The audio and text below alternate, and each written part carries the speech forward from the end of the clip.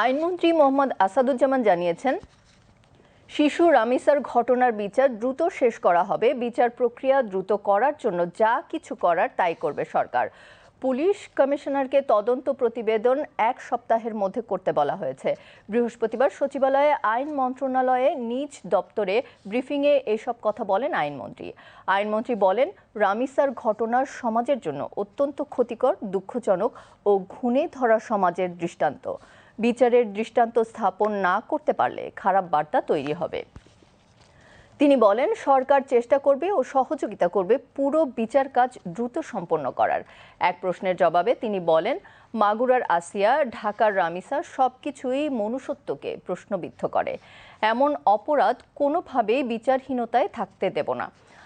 আসিয়ার মামলার এখনও ফাঁসি কার্যকর হয়নি এমন প্রশ্নের জবাবে আইনমন্ত্রী বলেন, বিচার ব্যবস্থার মামলার জট নিরসনে পদক্ষেপ নেবে সরকার।